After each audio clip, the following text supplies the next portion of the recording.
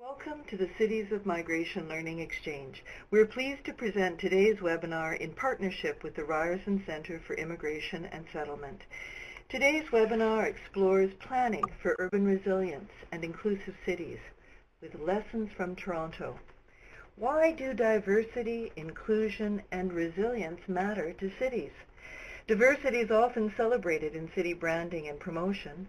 Toronto's city motto, Diversity Our Strength, conveys social, cultural, and political meanings. But how does that diversity actually manifest itself spatially and physically in the urban landscape? How do we plan for and build it into the city DNA? Today we'll hear about diversity and planning in Toronto, from affordable housing to transit to parks to settlement services.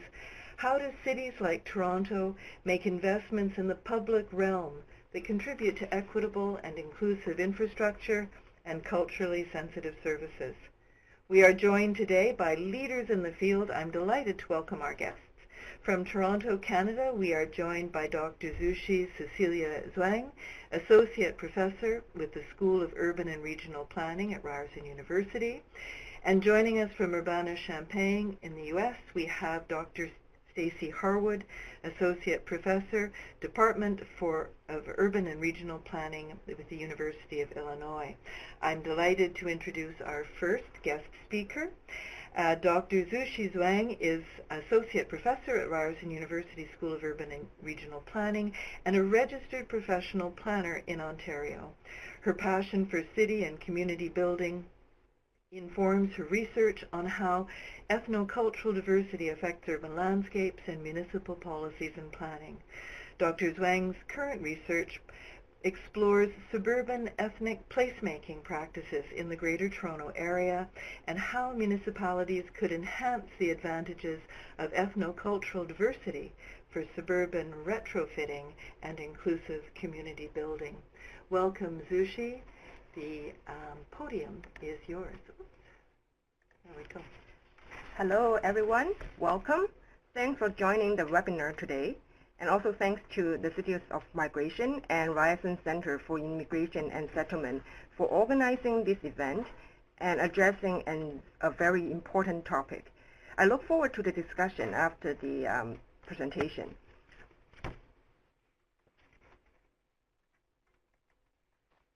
Recent waves of global migration have led to profound social, cultural, economic, political, physical, and environmental effects in metropolitan regions of major immigrant settlement. The ask is that, why do diversity, inclusion, and resilience matter to cities? How could cities do better? I'm showing on the slide here a picture of the annual Cultural Day Parade in Toronto. Over 80,000 people congregate in front of the City Hall and celebrate the religious and cultural heritage of the Sikh community. This is only one snapshot of multicultural Toronto. But what does diversity and multiculturalism really mean to cities? Is it simply the manifestation of these different cultural dresses, parades, shops, and restaurants that represent different cultures and communities? Cities are important reception areas for newcomers to live, work, learn, play, and socialize like other city inhabitants. They are also important places where people of different cultural needs and preferences negotiate political power and claim space and rights. It has become imperative for municipalities to understand the dynamics and complexity of the global migration phenomenon and tackle the challenges and opportunities it presents locally, especially when it comes to building diverse, inclusive, resilient, and equitable communities in the long term. Toronto has been well recognized as one of the most multicultural cities in the world. Its diverse demographics bring the world to the city. The city's motto, Diversity Our Strength, is often used in city branding and promotion, celebrating its multicultural diversity. In 2017, more than half of the 3 million Torontonians were born outside of Canada and self-reported as a visible minority. However, in arrival cities like Toronto, an ethnoculturally diverse population does not necessarily lead to diverse, inclusive, and resilient communities.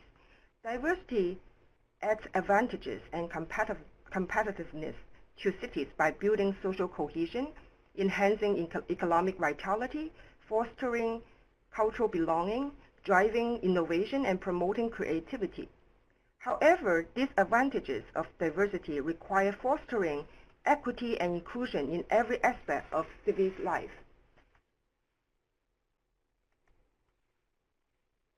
It's very important to consider a successful, welcoming community ensures all members have equal access to municipal resources, infrastructure, facilities, and services, equal rights to use of public spaces, and equal representation in decision-making processes. Diverse and inclusive cities and communities have more social, economic, and physical resilience in the face of unforeseen challenges because community members are equipped with the values of equity, diversity, inclusion to adapt to changes and create positive opportunities for community rebuilding.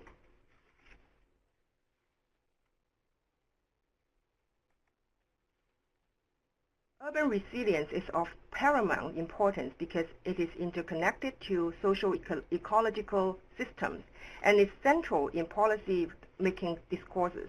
Recent climate-induced migration and refugee crises have triggered political and societal debate over security, newcomer settlement, risk assessment, and the adaptability of cities. I'm showing a newspaper headline here that shows the shelter crisis in Toronto. As of May 17, 2018, there were 2,683 refugee claimants in the Toronto shelter system, accounting for 41% of the shelter population.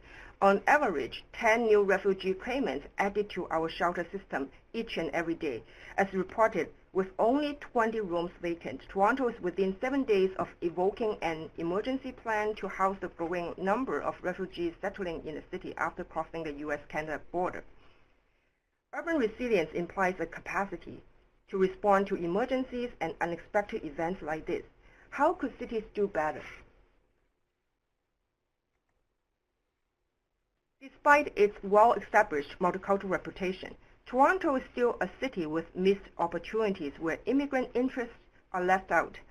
The authors of Toronto Foundation's annual Vital Signs report used an equity framework to assess the vitality of Toronto's communities with a specific focus on different subgroups by gender, race, income, geography, and immigration status.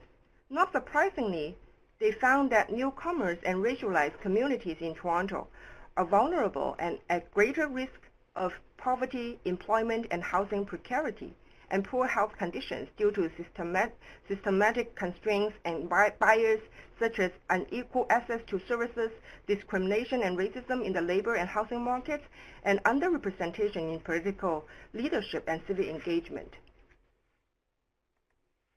There are several key issues that affect diverse city building.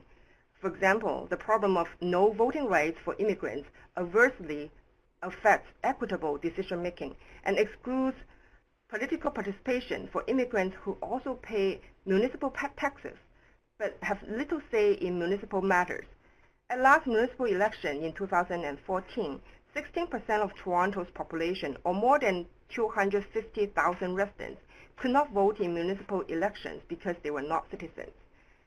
Toronto City Council also does not represent the city's diverse demographics, with only 5 out of 44, or 11% of the members who belong to visible minority groups, compared to a city average of 51.5%.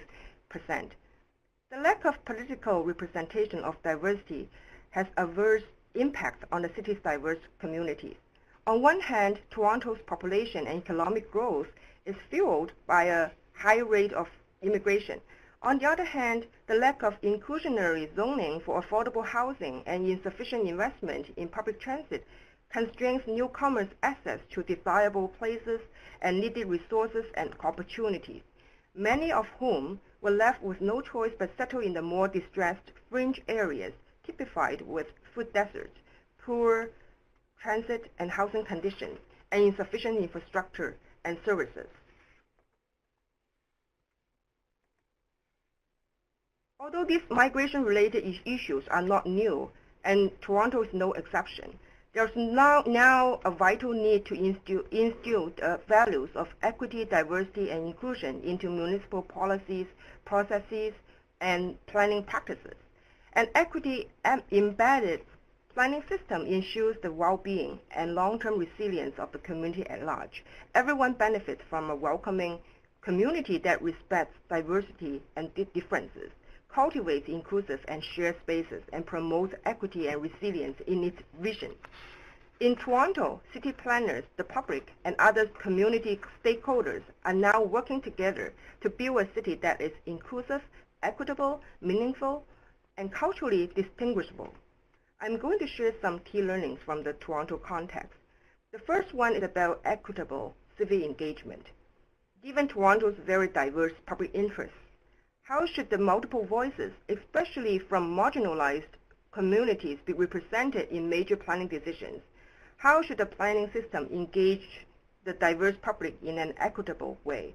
The conventional public consultation methods may not be sufficient or suitable to equitably address the needs of the many diverse communities, as Toronto City Planning Division has pointed out.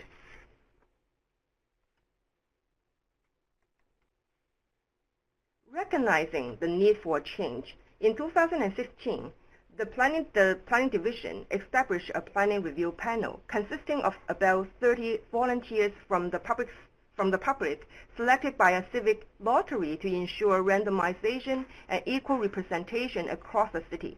The selection process seeks a balance of gender, age, visible minority, home renters versus homeowners, geographic location, and always ensures at least one member of Aboriginal descent.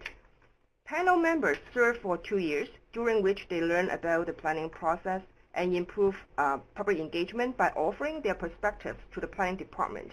Planning issues discussed at the panel include a wide range of city building topics, such as transportation, housing, density, heritage, public art, and community amenities. In the spirit of validating their contributions, the panel is referenced in official staff reports to City Council, and the panel's reports are publicly accessible online. This equity-based civic engagement approach brings people into the center of city building, which is an important component of shaping a more inclusive city.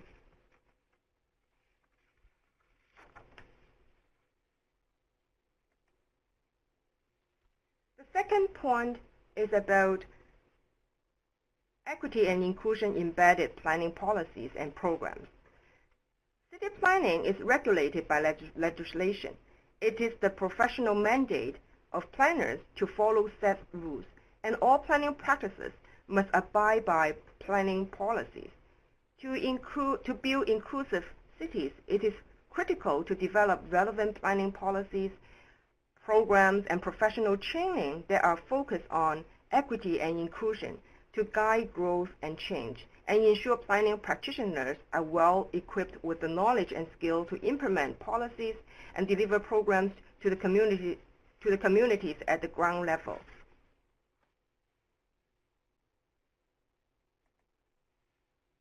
The Toronto Strong Neighborhood Strategy 2020 is one of Toronto's action plans designed specifically to ensure the well-being and long-term resilience of Toronto's 140 neighborhoods.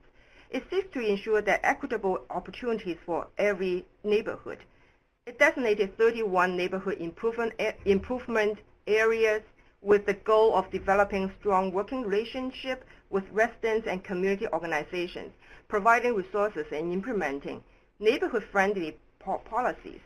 The overall strategy works by establishing priorities in terms of servicing, partnership, and investment opportunities, and the neighborhood improvement areas were selected based on a neighborhood equity index, considering economic, social, physical, health, and decision-making factors. Those with a low neighborhood equity index score are considered in most need of direct planning interventions. Many of residents in these neighborhoods are newcomers. The map I'm showing here on the left shows the locations of the 31 neighborhood improvement areas. And on the right, It's a user-friendly online mapping tool called WellBeing Toronto. This tool was also launched to display data based on census results that informed the neighborhood equity index scores. This tool provides transparent and equal access to data influencing policy making, investment priority, and resource allocation. The strong neighborhood strategy involves multiple stakeholders such as residents, many of whom are newcomers, local businesses, agencies, nonprofit organizations to discuss local issues at various neighborhood planning tables and come up with action plans with a focus on key criteria such as equity, demand, and participation. Recognizing one size does not fit all, the strategy also provides a planning template for community stakeholders in each neighborhood to come up with neighborhood action plans that speak to specific local needs. The third point I want to address is about inclusive public spaces to build urban resilience. In 2016, the new urban agenda was officially adopted at the UN Habitat Conference. It provides a 20-year global roadmap for building sustainable cities.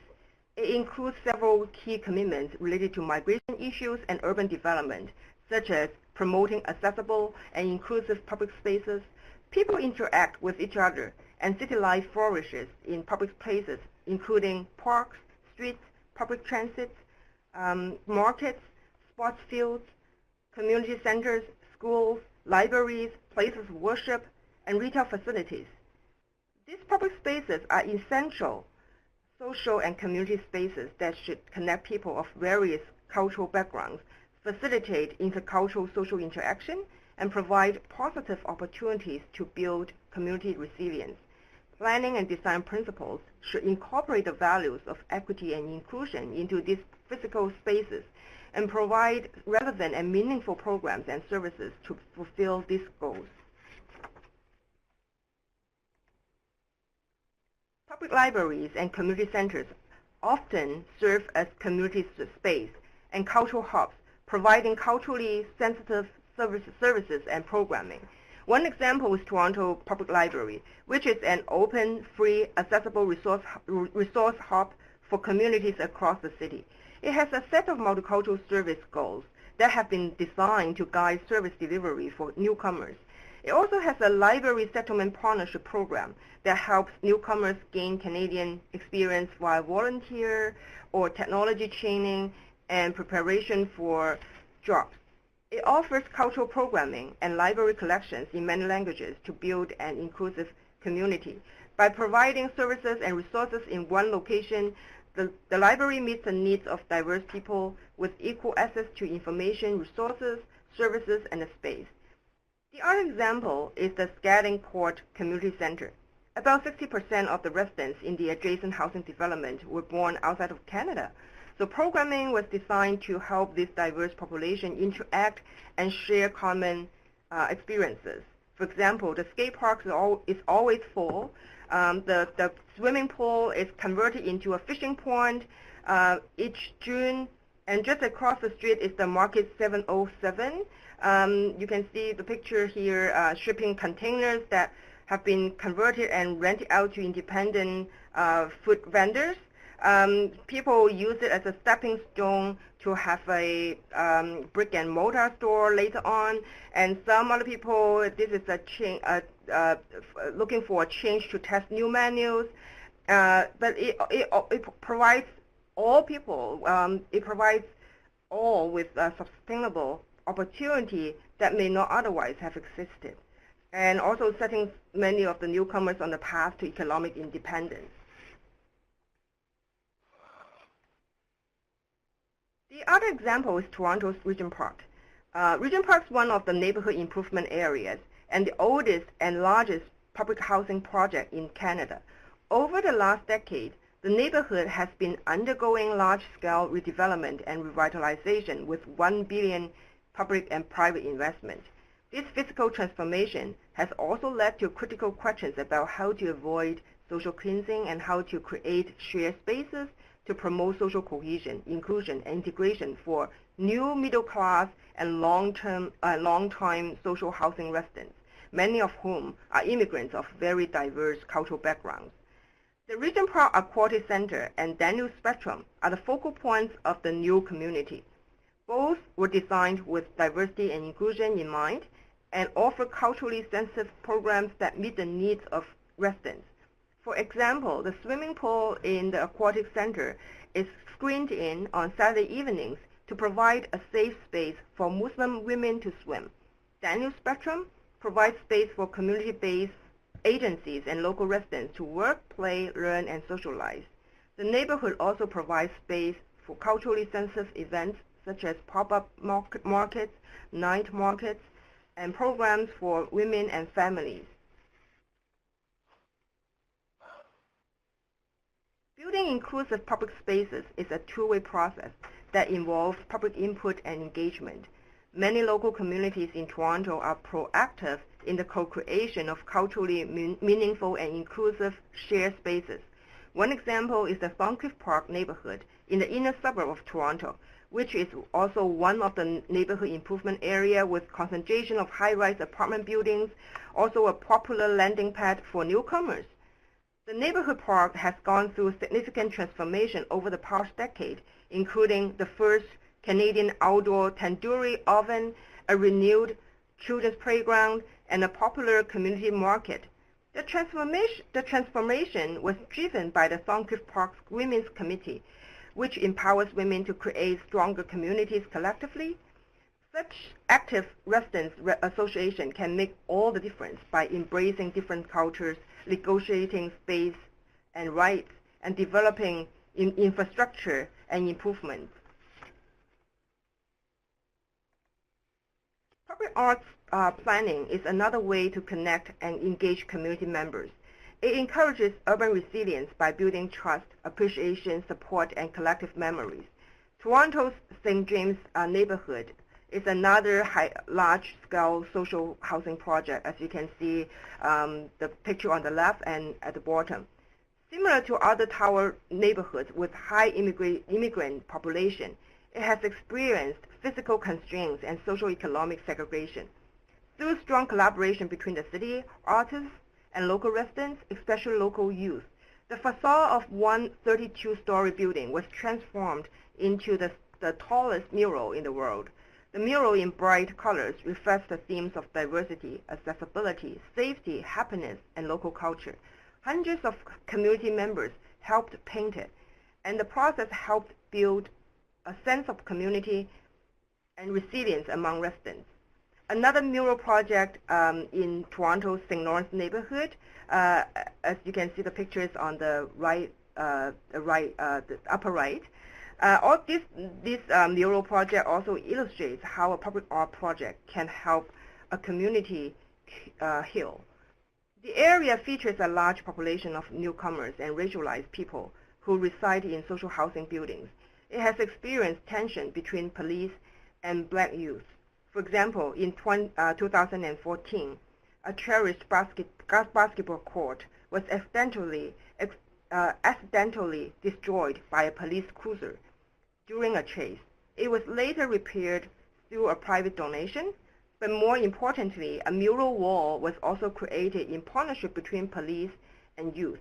The mural celebrates local history and the values of love, peace, diversity, nature, and teamwork.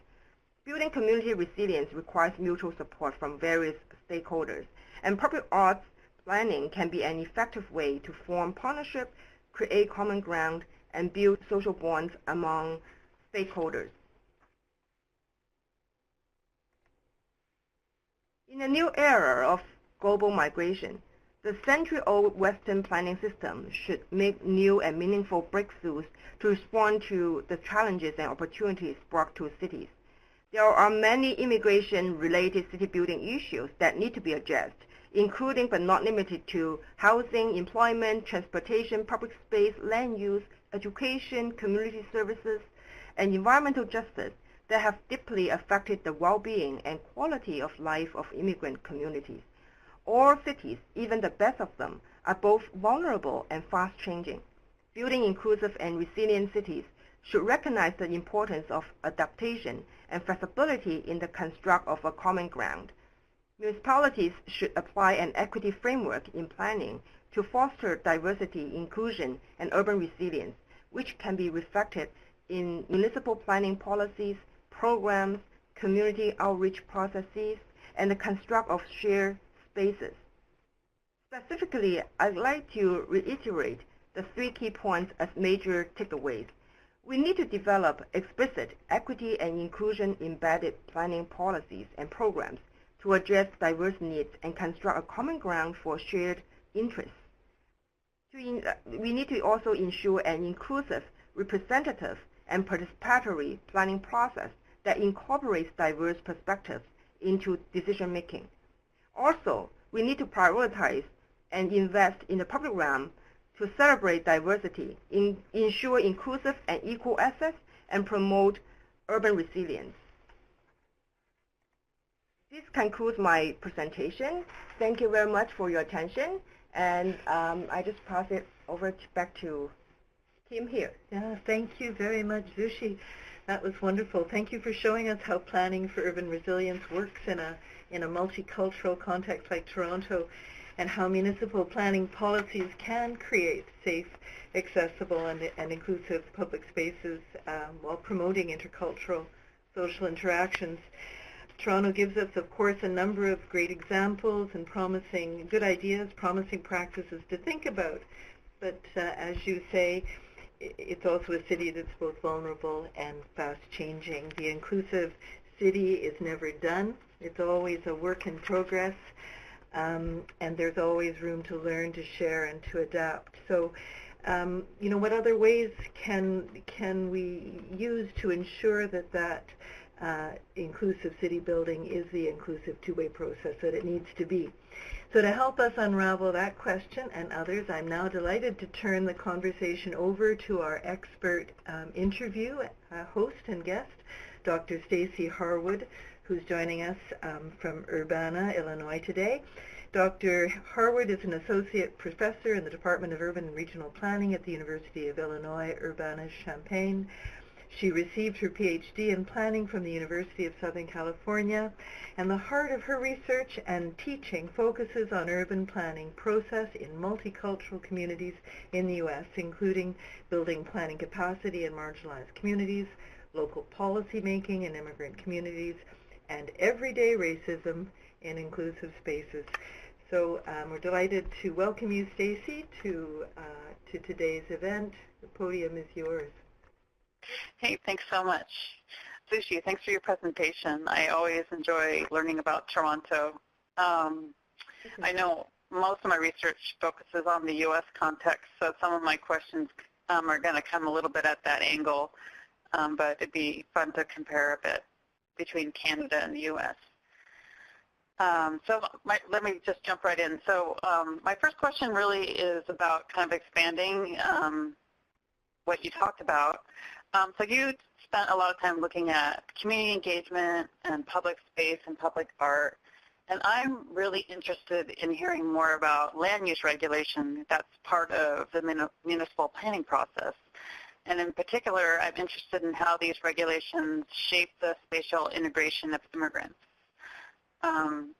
So in academic literature, land use is often kind of critiqued as being very inflexible and used as a way to prevent immigrants from doing different kinds of things, from different economic income generation strategies to living in different ways. So I'm curious, how does the legal framework of planning shape this integration experience, and how can we build local governments to be more flexible in terms of land use regulation? Thank you, Stacey. It's always my great pleasure to discuss this kind of planning issues with you. You are the expert in this area, and I really welcome your questions on this topic. It's a great question. I use some of the best practices or key learning from Toronto's experience, but also I need to point out that the existing planning system and land use regulation still lacks compatibility with the multicultural society. Because there are constraints inherent in the planning system. When you talk about the land use regulation and the legal framework of planning, I must say, first of all, the planning system is legislatively bound. It has its own legislative structure and planning procedures for the community at large. For example, in Ontario, the Ontario Planning Act sets out the ground rules for land use planning across the province.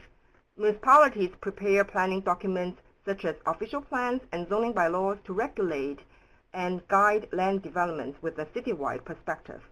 So this planning legislation do not differentiate people or the public according to their cultural backgrounds, nor is it their explicit planning for immigrant communities. For example, in the language of the official plan is very general and even very vague. There are no specific municipal policies in place to address immigrant needs or promote diversity, inclusion, and resilience.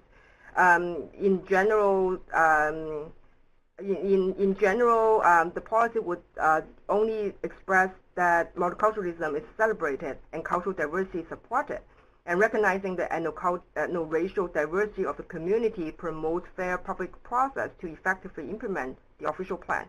So this is really like vague statement you can find in planning policies. In practice, it is the mandate of the planning profession to follow set rules and policies within legislative boundaries.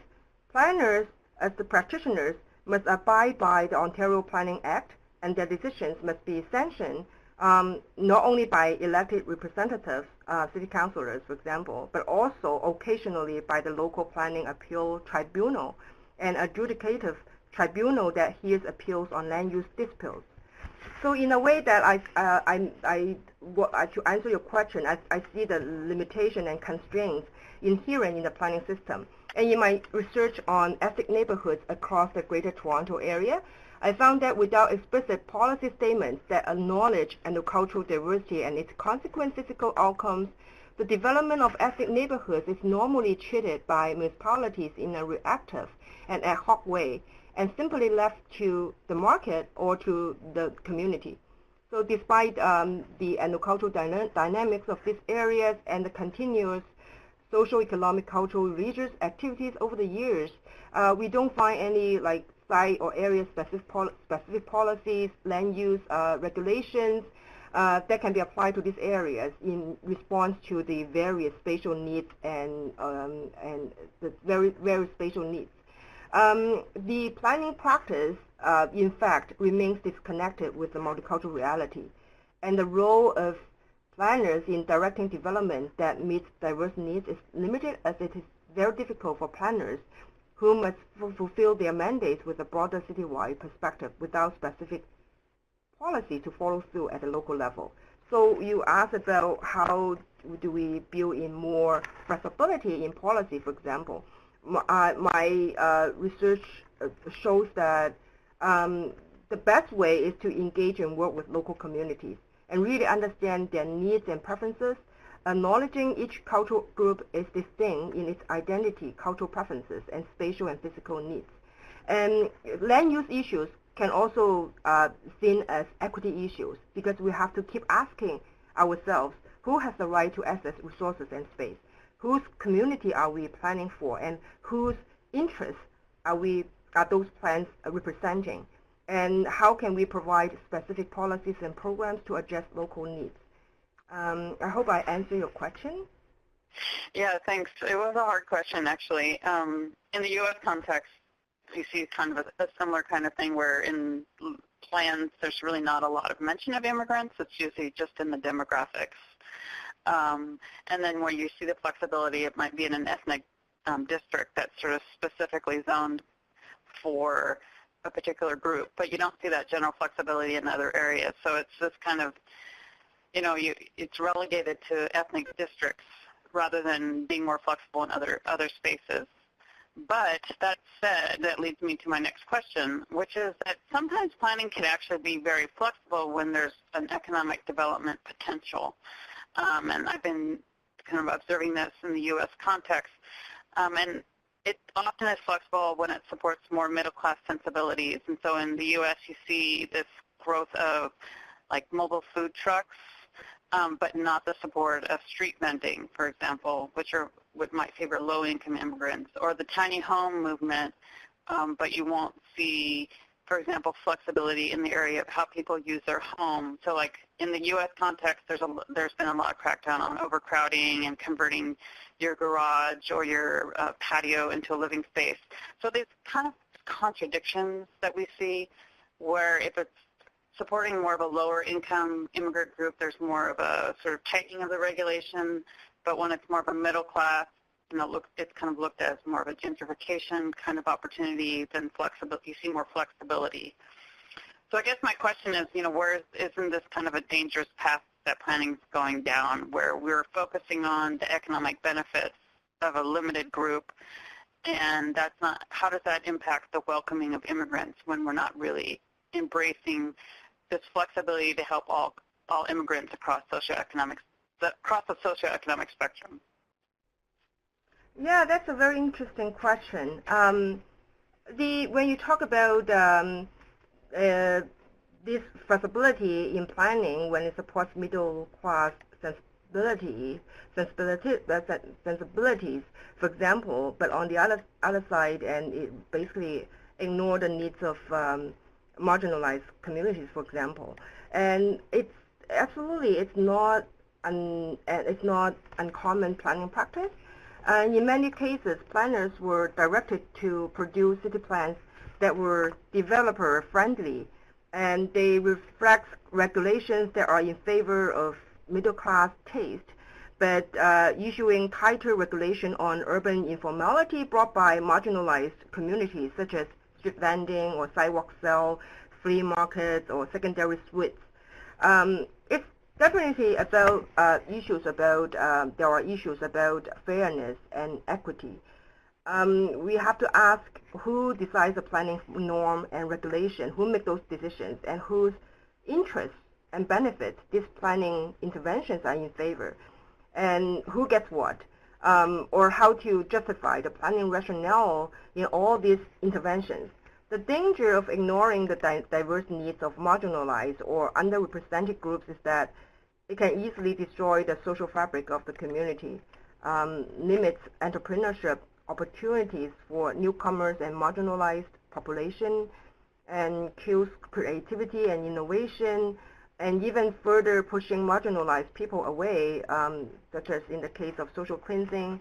And planning tools, planning regulations could be also used as a tool for discrimination in some cases. In Toronto's context, we do have successful examples, and also some learning in the planning practice. For example, we see those urban informality flourishing in Chinatown, in St. James Town, in the Thorncliffe Park that I use as examples in my presentation. You will observe sidewalk sales, informal sidewalk sales, street vending in those neighborhoods. And for example, in Thorncliffe Park, the Women's Committee, they lobby to the City Hall and try to get the outdoor tandoori oven permit. And they did build it. And they also created the community market that is a very popular community event. But there are learning in other cases. For example, like in Toronto suburbs, the strip malls, many of the strip malls were basically developed post World War II. It has a long history and very prominent in the suburbs retail landscapes. Many of them were succeeded and readapted by immigrant businesses. However, because the rundown physical conditions of those strip malls, they're also stigmatized as eyesores because the lack of physical appeal and architectural value, and are often slated for mid-rise and mixed-use redevelopment. But when I did my research in those areas, The findings shows that the strip malls also have social and economic benefits that tend to be overlooked. They not only offer affordable retail spaces for immigrant communities, but also serve as desirable locations to incubate and flourish ethnic businesses and specialty businesses. And even though the build form of those strip malls makes it difficult for them to serve as gathering spaces, these strip mall places actually act as small but important community nodes where long-standing businesses can serve diverse clientele. So when people ask about where to find good food, good ethnic food or markets in Toronto, next time you come to Toronto, don't miss those strip malls. You can find the best ethnic food and markets in those areas and the best tourist attractions in Toronto and lots of foodie tours you can have in those areas. And this is not just being said by me, and we actually had a good discussion on social media, on Twitter, about strip malls in Toronto. And so that's something like we need to be mindful. They are vulnerable. Those areas are vulnerable to redevelopment because, like, across North America, when we talk about suburban retrofitting, mixed-use redevelopment has become very popular, and it's kind of like lots of gentrification coming to those rundown areas. But at the strip malls with all these ethnic businesses, they are more vulnerable to this kind of new redevelopment. So again, there are other examples that show when it comes to flexibility in planning regulation, there are always different consequences in terms of the effect on local businesses and the effect on local communities. So we do need to be very careful when we talk about using planning tools as a way to revitalize the area. Sometimes we might put those vulnerable businesses or vulnerable spaces at greater risk. Thanks. I mean, everything's always much more complicated when you start kind of taking it apart. But I think I just wanted to reiterate one of your earlier points in that, planning is flexible, but it's connected to politics. And if immigrants aren't able to vote and engage in the formal process, it's hard to make those rules bend and move in ways that support what the immigrant communities want. And so, the idea of engaging immigrants is even more important when they don't have that formal political voice. So I wanted to shift to a little bit more of a complicated question here, and it's related to our earlier discussion, but often when we focus on immigrants, we say, helping immigrants and welcoming immigrants is good for everyone. Sometimes marginalized native-born residents might not necessarily agree with that claim. And so I was curious if you could talk a bit more about these kind of class tensions and tensions between native-born and foreign-born residents, specifically if welcoming immigrants and trying to help integrate them can create resentment between working-class native-born and foreign-born residents, and then what are some strategies to help alleviate these tensions? For example, how do we navigate these complex relationships between the local native-born, long-time residents and immigrants? And I'm really interested in specifically around sort of more the working-class, low-income communities where they're all struggling and they all have needs, but then when we get to focus on the immigrant needs, there may be some tension or resentment. Yeah, I think it's great that you address this class bias in planning. As we know, planning is not really neutral. There are all kinds of bias associated with class, race, gender, age, ability, and other forms of diversity. The conventional planning practices focus on planning for land users, but not land users. So as a result, the planning system itself does not always put people's diverse needs, values, cultural preferences, and social norms at the forefront. So when it comes to the welcoming initiatives in the States, for example, bringing immigrants to the local communities, but also creating tension with native-born residents. This is not uncommon. There are always tensions and conflicts over resources and spaces. It can arise among users whose priorities, preferences, and needs are at odds with each other. The tension between the native-born and newcomers could be severe, but there are also tensions between, like, for example, immigrants and indigenous communities, or women and people with different ages, or people with different abilities. So it's like it plays around different forms of diversity when it comes to planning inclusive cities. So this kind of tensions can increase, especially in neighborhoods undergoing changes due to social, cultural, economic, and political circumstances. For example, in my research in ethnic neighborhoods in the Greater Toronto area, one of the findings that planners, in the face of these tensions and conflicts, they tend to rely on their own expertise and impose their powers through regulations and uses of urban spaces.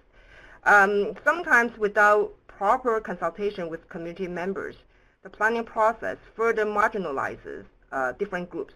Could be the low-income households, could be newcomers, could be minority groups. The lack of communication and negotiation actually suppresses cooperation between groups in building inclusive communities. It's more imperative for municipalities to be inclusive of voices typically underrepresented in planning processes. Now that we have we are dealing with increasing public commitment to equity, human rights, social justice, and sustainability, I think there's much more room for municipalities to address how do we properly engage the public into the discussions and into decision making. It's very important to address the needs of marginalized, underrepresented, and historically disadvantaged people, including but not limited to native-born, low-income households, newcomers, and other people with specific needs.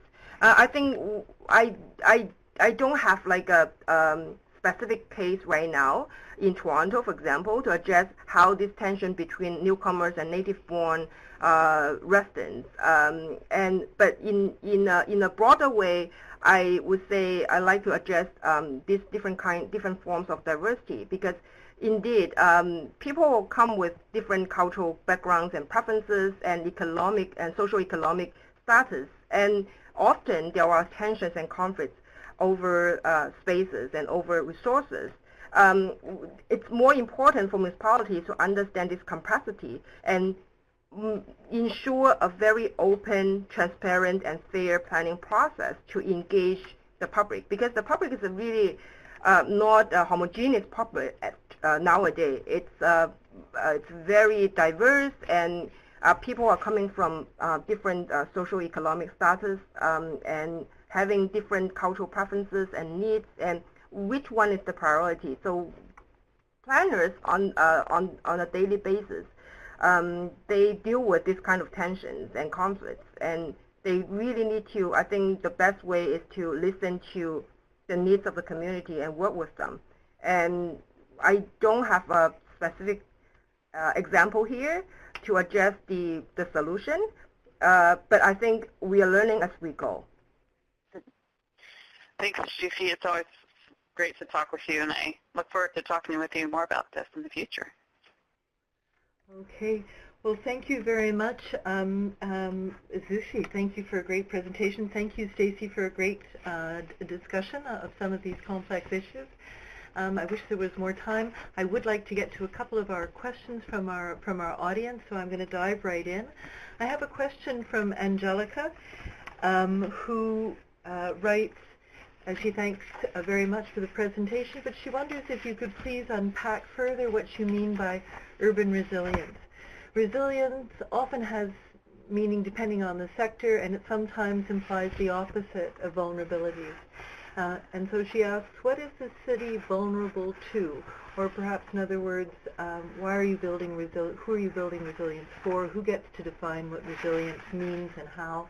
A lot of questions there, but I think the basic question, maybe you can unpack what you mean by the vulnerable city, why it's important, why it's important to address urban resilience in multicultural planning. That's a good question. I think urban resilience here, I use the term here in my presentation. It's not just about the environmental impacts. It's also considering the social and economic and ecological systems.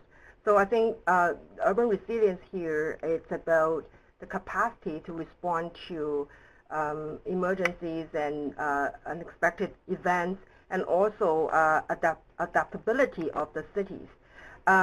So when I use the example here, like when the refugees, we are claimants, the refugee shelter claimants came to Toronto, and we are actually the city has to deal with emergency and deal with a shelter crisis, and right away the city has become vulnerable in that sense, because we are short of shelter space to accommodate this growing number of refugee shelter claimants. And what should we do? We don't have an emergency plan in hand, and it's really, we need to plan ahead for that kind of situation, and come along with risk assessment, and also a lot of things we need to plan ahead before any kind of these emergencies or unexpected situation happen to the city, because it's not just about this shelter crisis.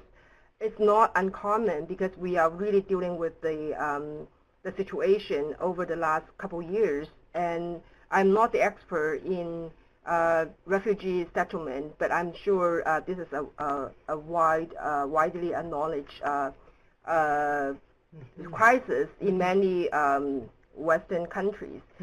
So we must address these issues. And how does that? What does that mean for local communities? How do we welcome newcomers, including refugees, and how do we provide sufficient infrastructure and services catering to the needs of newcomers? And I think that really builds into the discussion on urban resilience, because it's the capacity to respond to such events or even emergencies and crises, not just about environmental impacts on cities, but also the social, cultural, and ecological systems. How do we respond to these needs, and how do we rebuild our community?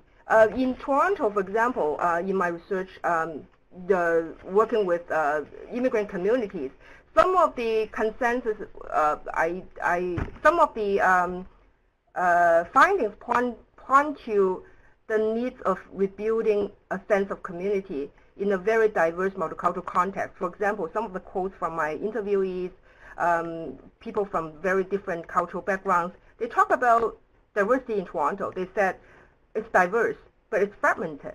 It's diverse, but it's not unified, because we don't find a sense of community. So what does that really mean? And we are building a community, and resilience helps us to restore this community bonds and the ability to rebuild our community in the face of crises and emergencies or any unexpected events. So it's important, because our communities are so multicultural and diverse, and people come with different priorities and preferences and cultural backgrounds.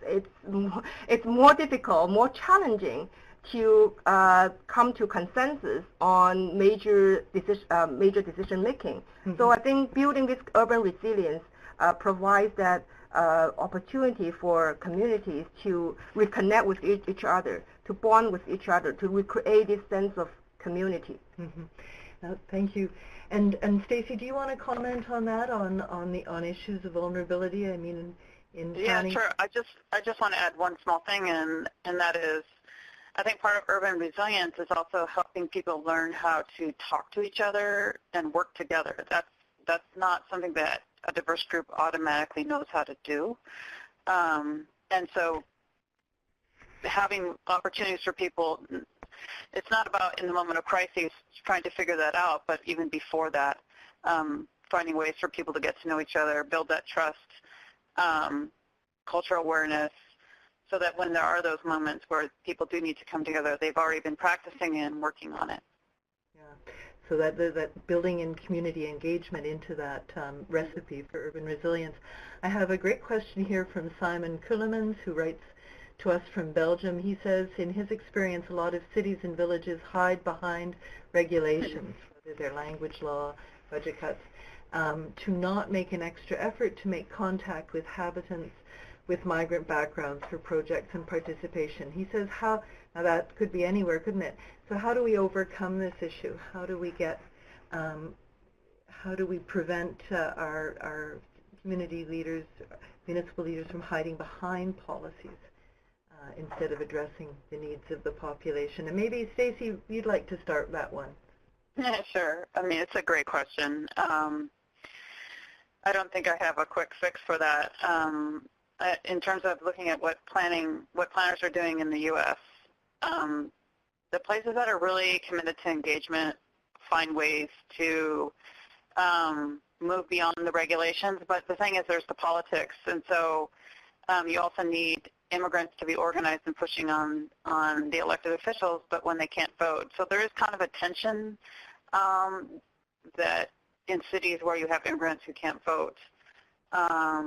But the engagement part is important, but I found that the places that can get beyond the regulations is where they're actually engaging immigrants actively. And so it's hard to move, and the other strategy that places are taking where there's a lot of resistance to engaging immigrants is that people from the outside are trying to demonstrate how much immigrants contribute to the community. So it's like basically saying, they're helping, contribute to the tax base, they're buying products, they're using our schools, they're members of the community, and sometimes that kind of narrative works. But there's not, like I said in the beginning, there's not a quick fix to overcoming this issue. A lot of it is politics, and trying to rewrite that narrative about the immigrants and how they're not actually costing the city money, but they're actually contributing to the city. Mm-hmm. Very important. Do you want to comment, Sushi? Yeah, I think that's a great question too. Just adding on, building on the discussion that Stacey, building on the comments that Stacey provided. I think when it comes to this engagement with immigrant communities, what municipalities can do is also building cultural competency for city officials, because they do need to understand what this diversity and multiculturalism mean to policies and programs, and also engagement methods with communities.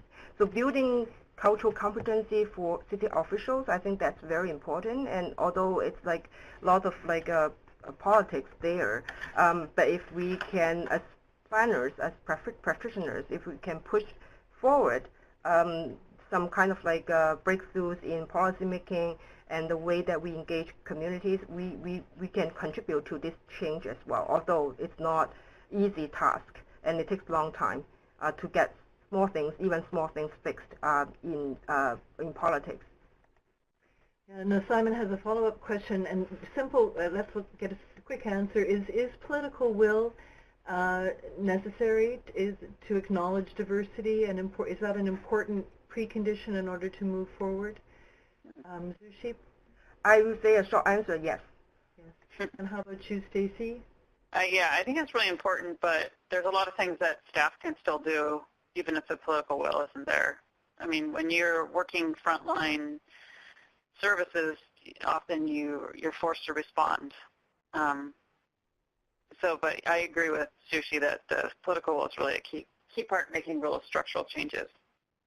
Yeah, that's Great. Okay, so I have a couple of questions here about evaluation, about how you evaluate urban resilience. Now we could do a whole webinar on that subject, but I do think it would be useful to get to give some general ideas to our audience about how you actually go about measuring urban resilience around inclusion. Sushi, do you want to comment on that? That's a good question. I would say, just based on the research I've done so far, I would just say coming up with an equity-focused framework. Use equity lens, apply that lens to the evaluation of urban resilience and inclusion. It's not just, these issues on urban resilience is not just about immigrant communities. It's about everyone in the community. It's also about intercultural communication and understanding how do we appreciate other cultures and other people within this community to build urban resilience. So I think using an equity-based framework to guide through this evaluation process could be one way to do it. Like say in my examples, I look at the vital signs report, for example, or the neighborhood equity index. I can provide those readings as a follow-up. I think those are the examples of how we evaluate or assess urban resilience while building inclusive communities. So that's some thinking. Yeah, thank you. How about you, Stacey? Are there benchmarks for measuring progress around urban resilience? What have you? Yeah, I think I don't really have a good answer for that. I don't look at urban resilience really, so I would defer to Sushi on that one. Maybe we can get a few more questions in. Yeah. Okay, I've got a question here thank you very much. I've got a question from Jason who's involved in some projects involving D&I frameworks for municipal governments, as well as increased diversity and inclusion frameworks for municipal governments, as well as creating permanent commemoration of LBGD community and public space, he writes. Many of the conversations and consultations I've had focus on intersectionality, so the needs of Indigenous communities do not always align with the needs of the LGBT community, for example, and vice versa, or the intersection between LGBT and newcomer refugee communities. He wants to know whether there are any best practices, or can you share any examples on how that intersectionality can be represented in a planning process or in policy. Sushi? Oh, that's a very good question. Again, goes back to that comment about actually the question that Stacey asked earlier about dealing with different needs, like say the different groups of people have different interests, and there are tensions, there are conflicts, and how do we actually deal with intersectionality among different groups, like say there are different forms of diversity, ethnocultural, the different ethnocultural identity, socioeconomic status, or ability, or sexual orientation, age and gender and class, everything.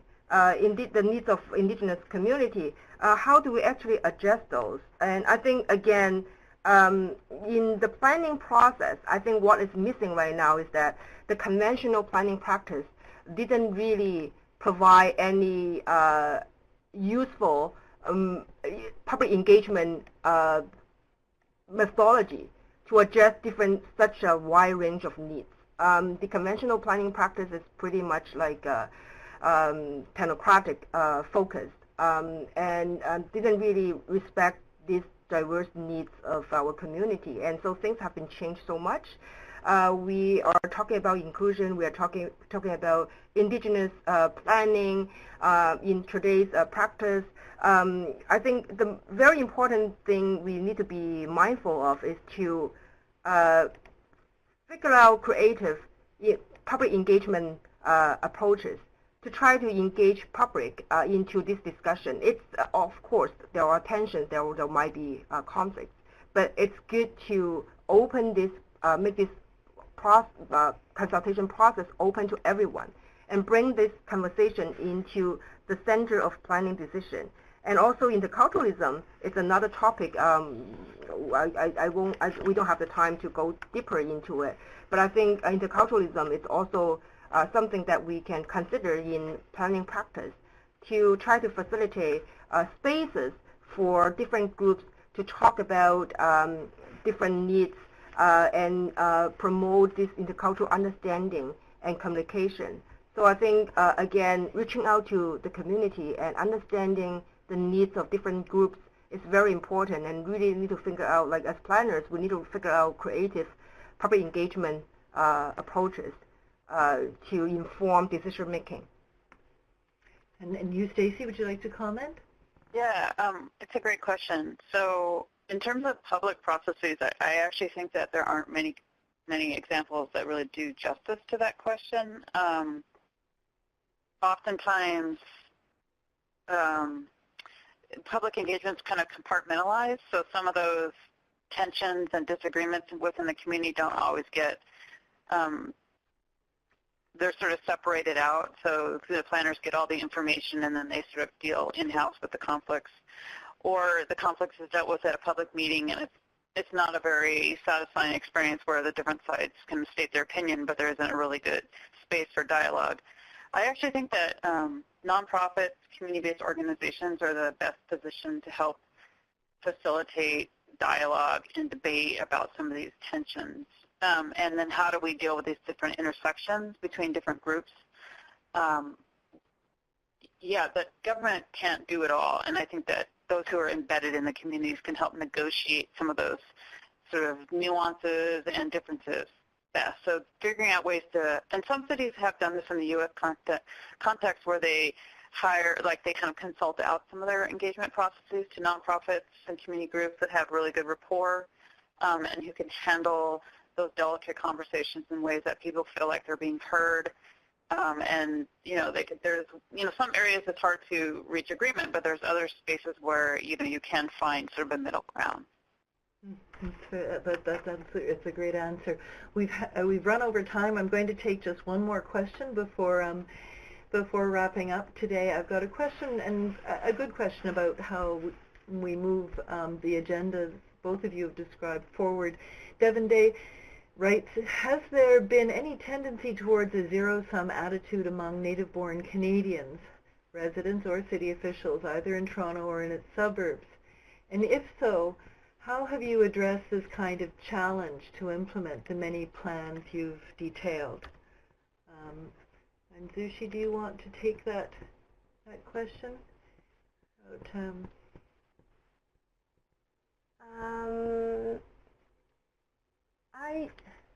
I don't have a clear answer for this question. What I could probably just broadly generalize or summarize is that there are this kind of like unwelcoming or welcoming attitudes towards immigrants or newcomers.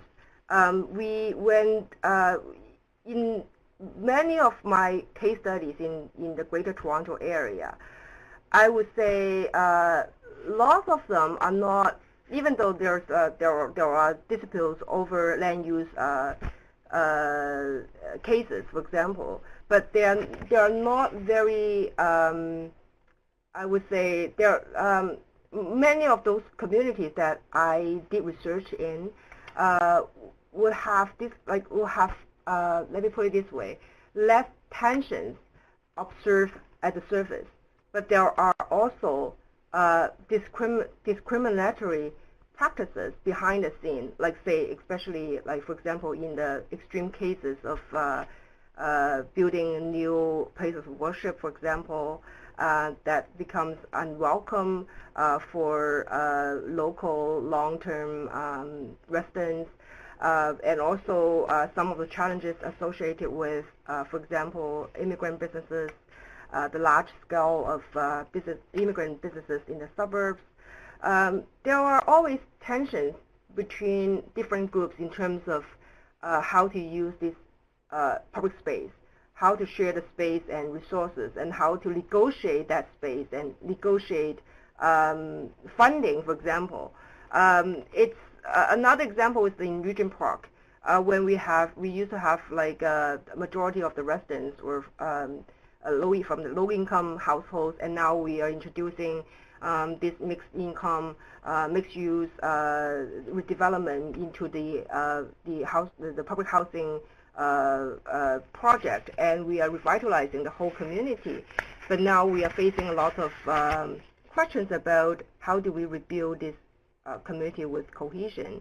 The tensions between new residents and the old residents could be severe, but there are ways to kind of like help people to understand each other, like say the shared spaces in Regent Park, some of the programs, and also some of the programs to look into the legacy funds, the asset mapping, and try to make sure everyone has equal access to those resources and facilities and amenities. And again, it's not easy to answer this question because there are so much complexities in practice.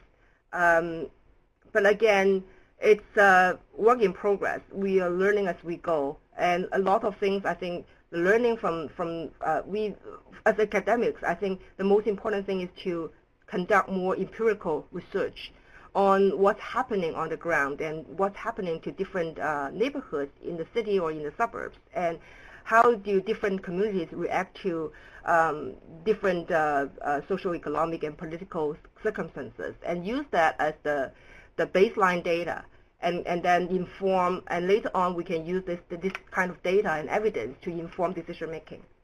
Excellent, very good. And Stacey, would you like to comment? Sure. I can't really comment on the Canadian context, but certainly in the U.S. context, this attitude is not uncommon, but I think that it comes from a place where people don't feel heard, or they maybe don't fully understand certain kinds of changes in their community. But sometimes there are decisions where, there are winners and losers, and we have to acknowledge that. So,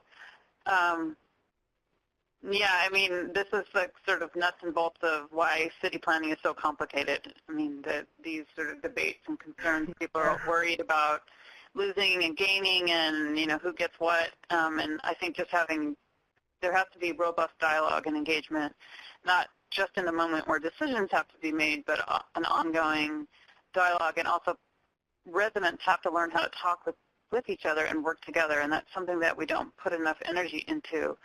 We sort of expect people to figure it out in the moment of a big decision, when those kind of skills are actually take time to develop. Yeah, very good. Thank you. Thank you very much. We really are now at the end of our Q&A. I'd like to just quickly close by asking both of our presenters a very simple question, looking for a very short answer on the question of urban resilience in a multicultural planning context. Is there a secret, is there a magic ingredient, is there one critical component for the recipe for urban resilience that you'd like to name, Sushi? One ingredient. Hard to ask academics. Yeah, just one. When complexity is your bread and butter. But, what is it? What do planners need to think about if we really are going to address the needs of the community? Yeah. Really need to outreach to the community, understand what the needs are, and understand what are the changes and what will be the future directions, and work with them. Work with the local communities, and this is what is missing right now in planning practice here. Oh, very good. How about you, Stacey? I mean, I've said this before, but you have to practice things before you actually do them. And that includes communication and engagement. I mean, you have to teach people how to work together, give them opportunities. To me, that's the secret sauce. Teaching people how to work together. Well, that's great. Thank you very much. I think we've had a rich, very productive, very stimulating session. I thank you both. Our time now has run out, so on behalf of all of our participants, the Cities of Migration and the Ryerson Center for Immigration and Settlement, I'd like to thank Sushi Zhang and Stacey Harwood for a brilliant exchange of ideas. Thank you, too, to Evelyn Sue, our Learning Exchange Coordinator, and the production team here at Ryerson University. To our audience in Cities of Migration everywhere, please imagine this excellent work, these important ideas being interpreted in your city, adapted by your organization, or changing the neighborhood you live in. We'd like to hear your stories and share more good practices, so please stay connected.